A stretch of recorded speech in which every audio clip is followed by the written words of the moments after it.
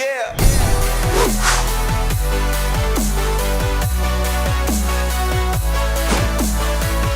Welcome back to the Gridiron Expert.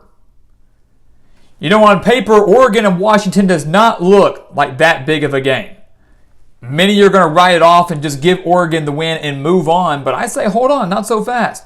You dig a little deeper, you realize this game is huge for Oregon's college football playoff hopes. It is huge for the Pac-12 North. And obviously, guys, anything can happen in a rivalry game.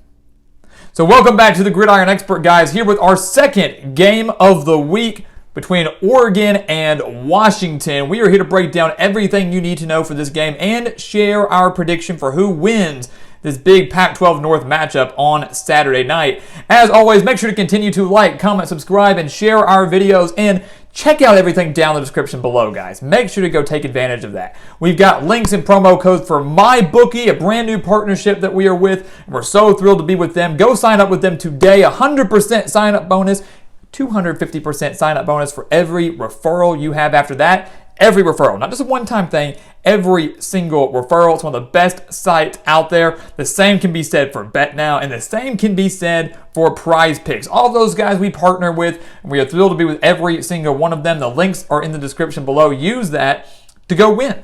Use that to get some huge perks, to get some huge sign-up bonuses, to get some of the best lines out there. And then what you can do is you can take our expert picks over on the gridironexpert.com. You can take our picks and apply them to those sites and win even bigger and win even more. So make sure to take advantage of all the links down in the description below, guys. They're there for you. Help us help you come out a winner every single week with us here at the Gridiron Expert, and obviously with MyBookie and all the others as well. So let's take a look at this game, guys. It's Oregon and Washington. It's a big rivalry game. These two teams hate each other. The sad thing is, guys, this has been a very lopsided rivalry for nearly almost 2 decades now. Washington has only beat Oregon twice since 2004. They won in 2003, lost an ungodly amount of games, won 2 in a row, and then have gone back to the losing ways to the Ducks. 2 wins since 2004. That's it. But here's the thing, guys. Why is this game so big? Why are we talking about it? A Washington win on Saturday. And again, Washington only about a 6.5-point underdog, guys. Again, those spreads brought to you by MyBookie, brought to you by BetNow. Make sure to go sign up for those today, guys. Can't stress that enough. But Washington, less than a touchdown underdog here at home. And so people are giving them a fighting chance. And the Huskies, guys, if they beat Oregon, they end the Ducks' playoff hopes. They're done. And if they beat Oregon, guys, the Pac-12 North becomes wide open because a loss for Oregon means the Ducks have 2 conference losses. Washington State, 2 conference losses. Oregon State, 2 conference losses. And Washington, 2 conference losses. So you have 4 teams that have 2 conference losses if the Huskies win on Saturday. And that just creates chaos in the division. And it would be insane, guys, to look at Oregon. And with a loss on Saturday, you could say, hey, they were a top 10 team at one point. They went on the road and beat Ohio State. They might not even make the Pac-12 championship. So a lot at stake on Saturday. The Ducks cannot afford a letdown game. We'll take a look at the offenses here. We'll start with Oregon, as the Ducks are the road team. A lot of people want to just kind of overlook Oregon. Oregon, they're a top 10 team. They beat Ohio State, huge win, but they haven't been the flashiest top 10 team, right? They haven't been the most, star-studded top 10 team, right? They're not nearly getting as much attention maybe they should. This offense has been very, very efficient. They've scored at least 31 points in 6 of the 8 games they have played. The Ducks are averaging 36.1 points per game and are very, very balanced. And that's why the Ducks are so efficient, why they're so hard to stop. Oregon's averaging 238.3 passing yards per game, and they're averaging 204.9 rushing yards per game. And we knew coming into this season that Joe Moorhead, the offensive coordinator for Oregon, was going to utilize as much RPO as possible with the new dual-threat quarterback in Anthony Brown, who I thought has filled the role just fine. We saw him sparingly last year with Oregon. Tyler Shuck transferred to Texas Tech. Anthony Brown became the new head man in Eugene. And I thought he's done relatively well. He's thrown for over 1,700 yards, has 10 passing touchdowns, just 3 interceptions, so he takes very good care of the football. He's also rushed for 365 yards and 6 touchdowns. So again, not the flashiest quarterback, not the biggest numbers, but he's efficient, he's taking care of the ball, and he's getting the job done. And that's all Oregon needs. When you look at the running game, guys, Travis Dye is leading the way with 609 rushing yards on the year and 10 touchdowns. So the duo of a dual-threat quarterback in Anthony Brown, who is efficient through the air, who's getting the job done through the air, taking care of the ball, and obviously a very hard runner in Travis Dye, is perfect for Joe Moorhead's system, and that's why they've been so efficient. Defenses don't know how to stop it. Great running back, dual-threat quarterback, solid core of receivers. They don't know how to stop Oregon's run game. They don't know how to stop Oregon's style of offense. It's very difficult to do.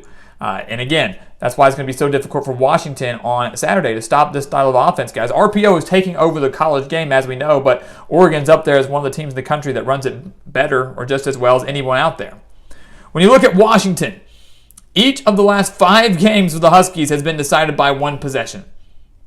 Each of the last 5 games of Washington has been decided by one possession. The Huskies are 3-2 in those 5 games. The most points that Washington has scored all year long is 31. They've scored 31 points. That's the highest point total all year long. So the Huskies' offense was an area of concern coming into this year, and rightfully so. It's lived up to the area of concern. They're only averaging 22.8 points per game. 230 passing yards per game on the year, 122.9 rushing yards per game on the year. We knew the Huskies were going to struggle. We thought Jimmy Lake would have the defense ready to go. We said the offense, man, we don't know. We don't know. And they haven't. They've been really lackluster. Washington as a whole has been lackluster. A team that started off 20th in the country is sitting at 4-4 right now. Dylan Morris at quarterback has been mediocre at best, a little over 1,800 passing yards, 11 touchdowns to 8 interceptions.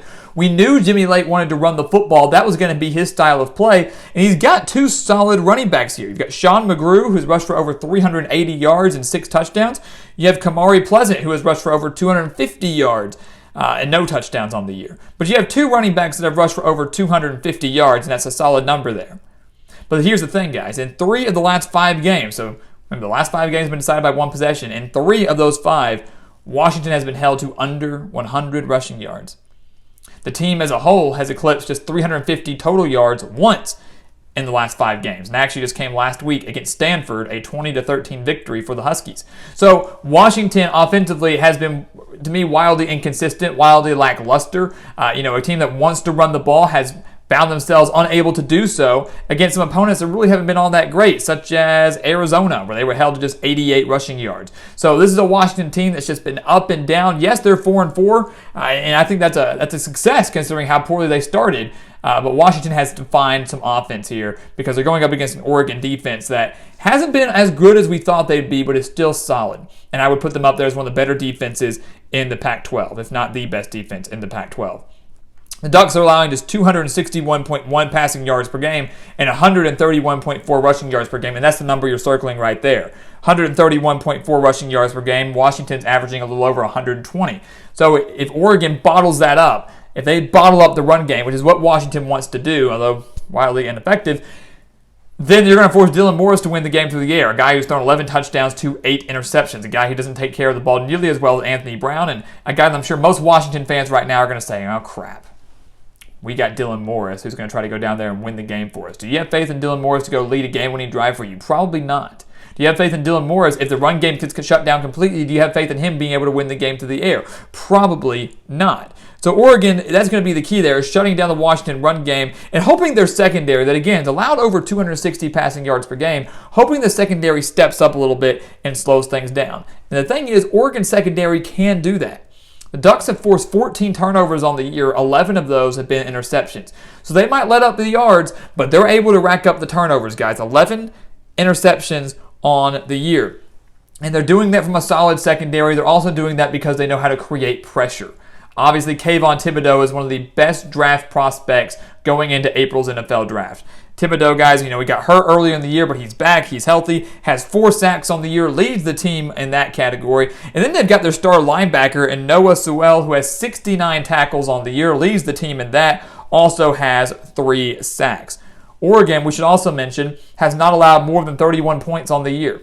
So Washington's highest point total all year long was 31. Oregon has not allowed more than 31 in a single game this year. So the defense, guys, again, not as good as we thought it would be, but still getting the job done. There's a reason Oregon's a top 10 team. There's a reason the Ducks are 7-1.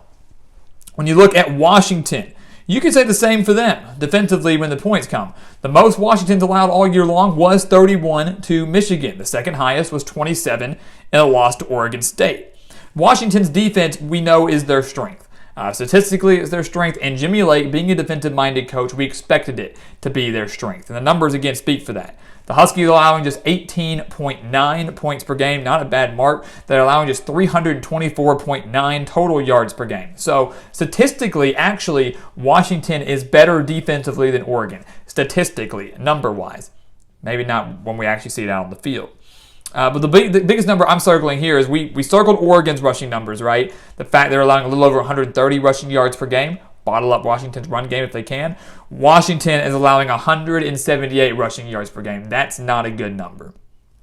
That's not a good number. That's a problem going up against an Oregon team that's averaging over 200 rushing yards per game. It has a quarterback that can run the ball effectively, has some running backs that can run the ball effectively, and obviously with the style of play that Oregon has, that's what they want to do. They want to keep you guessing. They want to keep you not knowing who's going to have the ball, who's going to take off and run the ball. And obviously you run the ball enough, it sets up the play action, and that's what Anthony Brown needs. He's not a guy that's up there as one of the best quarterbacks in the country or anything like that, but he's a guy that, you've got a wide open man, you set up the play action well enough, you give him time in the pocket, he's going to deliver. And Oregon can do that if they can establish the run game. And against a Washington defense that's allowing almost 180 rushing yards per game, I believe Oregon can do just that.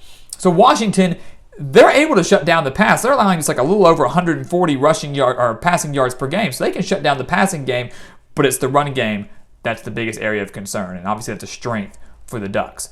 Like Oregon, though, Washington does know how to take away the football. They have 13 turnovers on the year, so both teams know how to force turnovers. And in a big rivalry game like that, turnovers are going to be key. And obviously, it's going to be a matter of whoever wins the turnover battle. That's great. Is the offense going to be able to go down there and convert? So if Oregon's taking the ball away, can Anthony Brown deliver? If Washington forces a few turnovers, especially early on, can Dylan Morris and this offense deliver and jump out to an early lead? Because that ultimately is the key in this game, guys. Washington's an underdog. No one really expects the Huskies to win.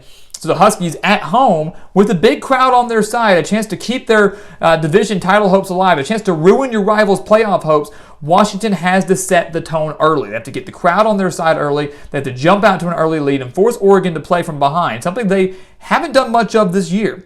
They've done it a little bit, and they've been able to come back and overcome that, like they did a couple weeks ago against UCLA. But that's something that Oregon ultimately isn't built to do. And so Washington needs to set the tone early and try to force Oregon's hand. Maybe try to force them to throw the ball a little bit more early on than running it.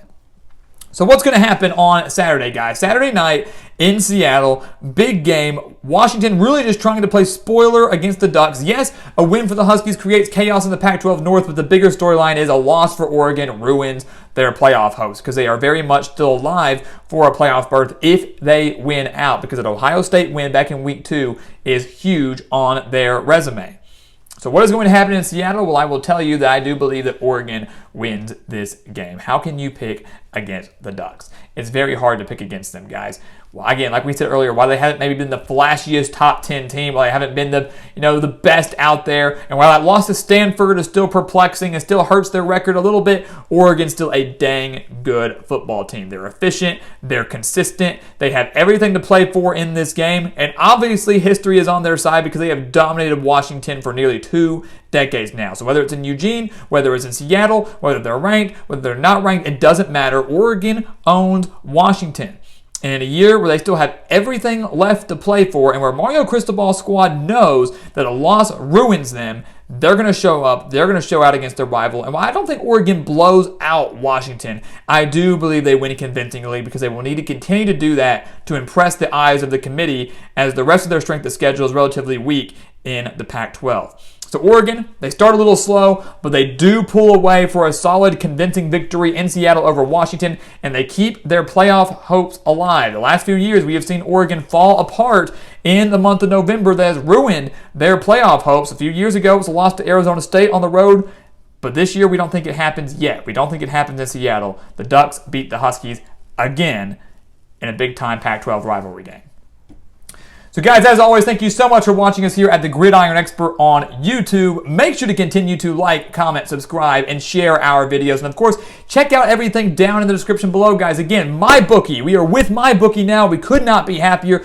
Go sign up with them today. Use our promo code. Use our link down in the description below over on MyBookie. Get that 100% sign-up bonus. Get that 250% sign-up bonus for every single referral. So share our channel, share our video. Go over to MyBookie. Share them too. Benefits everybody involved. Use PrizePicks, use BetNow, and of course, use our expert picks over on the gridironexpert.com. Sign up for those, some of the best college football, NFL spread picks in the country. Take those and apply them over on MyBookie, BetNow, wherever you want to place your bets, although those are obviously the top two in the country. Place them over there because you're going to come out a winner. We can guarantee you that. You're going to come out a winner. Win big this Saturday with MyBookie and the Gridiron Expert. So make sure to go check that out, guys. And once again, guys, as always, thank you so much for watching.